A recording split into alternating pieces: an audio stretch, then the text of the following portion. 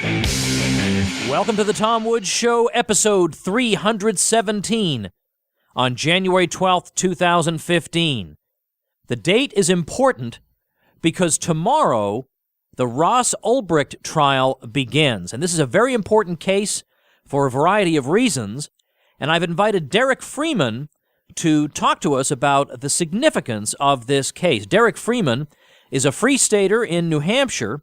He's a podcaster. He's the star of the film Victimless Crime Spree. You can get more details on Derek on the show notes page at tomwoods.com/317. And you can follow him at his website, which is derrickj.me. And Derek is spelled D-E-R-R-I-C-K. By the way, make sure you subscribe to the show on iTunes or Stitcher to get a new episode Monday through Friday. You can do that easily over at tomwoods.com or on any of the show pages. For example, the page for this very episode, tomwoods.com/317. Derek Freeman, welcome to the show. Pleasure to be here, Tom. I'd like you to start off, for the sake of some of the listeners who are unfamiliar with the case or with the details of the case, with the background to what's going on tomorrow.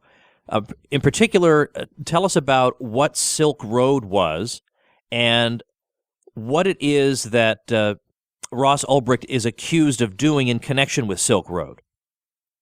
So Silk Road is like an eBay that exists on the dark web. It's a website where people can buy and sell mostly drugs. And they used the currency Bitcoin to do that. Now, Ross Ulbricht is the alleged operator of this website. He's not alleged to have sold any drugs, but he did allegedly operate this website. And so the government has found it in their interests to charge him with the crimes of facilitating this drug trafficking. And I think this is heinous because basically any person who has a website that's used for illegal purposes could be drugged through court. That's a very dangerous precedent. All right, so that's why the case would be of interest not just to people who are interested in Bitcoin or not just to libertarians, but to anybody who's interested in internet freedom. The concern would be that if there's a conviction here, then it will have a chilling effect all throughout the internet. Is that what you're saying? Yeah, exactly, precisely. There are websites where people buy and sell things like Craigslist, which is known to have prostitution on its website sometimes, but we don't drag the whole Craigslist office through federal court. So what do you think the difference is? Why don't they go after Craigslist, and why do they go after Silk Road? Craigslist doesn't have a philosophical background based in libertarianism. It doesn't afford users any more freedoms than they would have normally at a yard sale or something. But Silk Road is very different because it was bold in its claims and its services. It provided drugs over the internet that people could acquire safely, semi-anonymously, and that's a pretty big deal. I mean, that's never happened in the history of humanity before. So I think it's because what the website was able to do that the government wants to stop it. But they're making the same fallacy that they always make. You can't just take out a kingpin like in the old days of the mafia. You took down the Silk Road, or the FBI took down the Silk Road, and another one appeared in its place just a month later. Now there are dozens of copycats. And so this problem, if you want to call it a problem, is not going away. Well, tell us about Ross's defense. What is he saying? I am actually completely in the dark on this. Are they going to try to claim that he's not the owner of the site, or are they going to claim that he is, but it's not his responsibility, or what's the approach they're taking? The defense has argued from the beginning that Ross is not Dread Pirate Roberts, as alleged by the prosecution. Now, Dread Pirate Roberts is the code name for the actual operator of the Silk Road, but no one knows his or her true identity. Okay, so in other words, what is he claiming was his role in connection with Silk Road at all? I mean, even if he's not Dread Pirate Roberts, is he claiming that he had no connection to Silk Road at all, or is he not saying anything about his connection to Silk Road? That's right. He's not saying anything about his connection to Silk Road. It's my understanding at this point that he is maintaining his innocence completely and wholly. Well, this is no connection. Okay, now this is a tricky thing here because I personally don't know one way or the other what his involvement is, and my own personal view is the view of, let's just say, somebody well known in the Bitcoin community, which is that if he is Dread Pirate Roberts, then all right, he was providing a voluntary service that people voluntarily used, and that it's morally wrong for politicians to interfere with, so good for him. And if he's not Dread Pirate Roberts, then he deserves the best legal defense he can possibly get. I mean, that's my view. That's obviously not the view that his legal team is going to want, but as a libertarian, that's the way I look at it. I see it the same way. He's either an innocent man facing life in prison on some pretty serious charges, or he's a hero. Listen to what DPR said. That's Dread Pirate Roberts. He said this in Forbes just a month before Ross was arrested. He says, "I'm proud of what I do in relation to the Silk Road. I can't think of one drug that doesn't have at least some harmful effects. That's not really the point, though. People own themselves. They own their bodies, and it's their right to put into their bodies whatever they choose. It's not my place or the government's or anyone else's to say what a person does with their own body. Giving people that freedom of choice and the dignity of self-ownership is a good thing." All right. So, in other words, what you have here is somebody who, whoever this person is, has a full-fledged theory, has a full-fledged philosophy, is not just saying, I just like to allow people to buy things, and that's the end of it. I mean, he's thought this through from the point of view of self-ownership. So this is, in other words, this, by doing this, you're putting, whether you like it or not, you're putting a giant bullseye right on your forehead from the point of view of how the government is going to react to this. Because, as you say, that's not the philosophy of Craigslist. Craigslist doesn't have a philosophy. Now, let me ask you this, though. What is the deal with the whole murder for hire allegations that he's alleged to have engaged in, attempted anyway, about a half dozen hits on perceived enemies? When this allegation came out, then they backed off from it, and now they're going to apparently to allow the evidence for it to be introduced, even though he's not being accused of it anymore. That's right. So this is a real mess. First of all, you're going to have to take the government's word for it. So I don't know. I don't trust the government when they make these types of allegations, but they have no evidence. Essentially, they have the evidence that they can present saying that they took a copy of his hard drive and that he had made some of these murder-for-hire sales. No one has been harmed. No evidence of anyone being harmed has been presented. But the judge in this case has allowed the prosecution to bring up these arguments, even though there's no evidence. So the judge in this case believes that Ross is somehow so dangerous that he's this kingpin having people murdered, and used that as justification not only to have this brought up in court without evidence, but also to prevent Ross and his defense team from knowing the witnesses that are going to be called against him. So he just found out his accusers on Friday. And we're recording this on Monday, and he's facing trial tomorrow, Tuesday, January 13th. That's a big deal. I think this is a precedent that was set in the days of the Magna Carta, that you have the right to face your accuser, but Ross doesn't. And it's because of these murder-for-hire charges, which I don't know if there's any precedent for, that an allegation could be made without evidence, and that's accepted by the judge. And it seems to me, and again, this is speculation, but it seems to me that these charges are the perfect kind of charge to use to make somebody appear toxic to the general public. I mean, it's one thing, all right, you're involved with drugs, that's not going to make you popular with your third-grade teacher, but to accuse somebody of something like this is to make that person completely radioactive. And then when you later say, well, we're not actually going to charge him with this, well, the damage has been done, and I suspect that was the point. If anyone's still wondering if Ross actually hired hitmen, consider this post on his LinkedIn profile, quote, "I want to use economic theory as a means to abolish the use of coercion and aggression amongst mankind. I am creating an economic situation to give people firsthand experience of what it would be like to live in a world without the systematic use of force." Doesn't sound like a hitman to me. Well, I mean, it doesn't. I mean, it's not metaphysically impossible, of course, but the whole thing stinks. I mean, the more you look at it, the more you look at the details, the more you look at the government's behavior in the case. In fact, what kind of treatment was he subjected to when he was initially put in custody? I don't know. He was arrested at the San Francisco Public Library while he was on his computer. The government took his computer. They took his hard drive, made a copy, and they were able to access his private keys to steal his Bitcoin. And so all of the about $80 million of his personal money has been stolen by the government.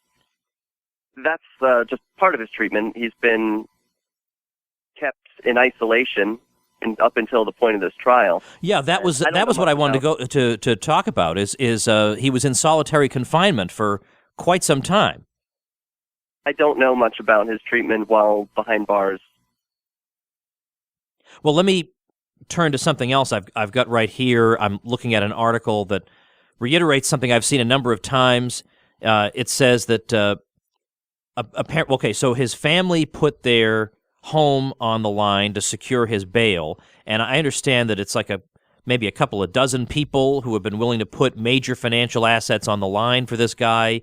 They're so convinced that he's being accused of can't possibly be true. And then you have the work of his mother, Lynn Ulbricht, who has been quite outspoken in advocating, being an advocate for her son. And in fact, I wanted to talk to her, and that would have worked if I had been in touch with her, let's say, 2 months ago.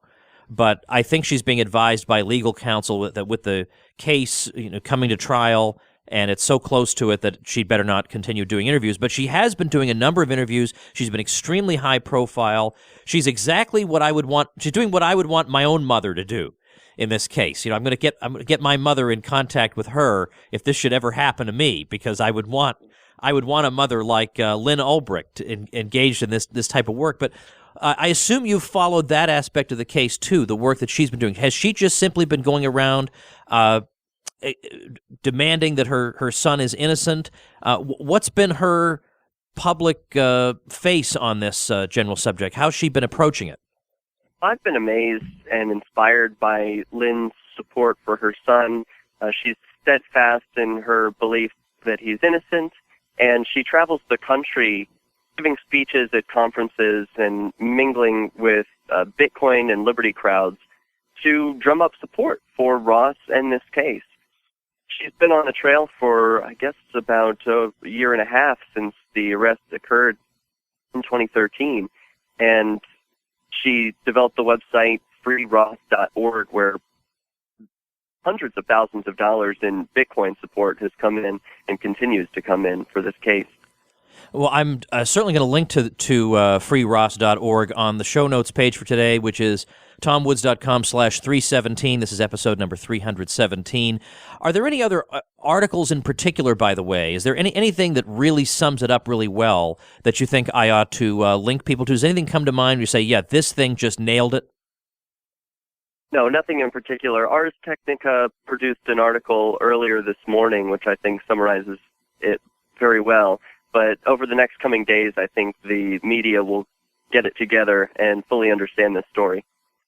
All right, now tell me what you and perhaps a number of other people are about to do. You're talking to me from New Hampshire right now, but you won't be in New Hampshire as of later today. What's going on? That's correct. I'm taking a train down to New York City, where I will be participating in a demonstration for a week long. There are other individuals who are going to be participating, but no one is in charge. The point is that every individual is on his own, presenting his image to the public. I want to saturate the outside of the courthouse with the message that Ross is facing 30 years to life for a victimless crime. And I want to present that message to the public so that the area outside the courthouse is perfectly aware of what's going on inside. Now, there are others who are going to be handing out jury nullification information. I think that's also a very important effort, but separate and distinct from what I am doing. Those people will be handing out pamphlets filled with information about the concept of jury nullification to passers-by. And then there will be another group of people who are producing media from inside the courtroom. They'll be taking notes on what happens in the trial and reporting back. The Liberty Beat at thelibertybeat.com will be producing a daily summary. Okay, so let me make sure and write that down. I'll put that on show notes page 2. I assumed that somebody would, in effect, be live blogging the trial, and so, in effect, that's what would be happening with a daily report. That's correct. Now, I talked to James Babb last week on this show about the jury nullification, the jury rights project that he's engaged in, and he was at pains to make clear that this is something that he's been working on, that's been going on long before Ross's trial, and it will continue during the trial, and it will continue after the trial. And I think the reason to point that out is not just to say, hey, everybody, this is a long-term educational process to get people knowing about jury nullification. It's also to make sure that they can't be accused of jury tampering, because, in other words, that he's trying to make the point that we're not trying to influence this particular jury. We're trying to influence potential jurors in general of whatever case that may come before this court. That's right, and that's very important because there was an arrest that occurred in 2012 at this very courthouse of a man named Julian Heiklin. He was doing the same thing, handing out jury nullification information, and was arrested. Now, his charges were eventually dropped, and that's because he was not handing out information in relation to a particular case before the court.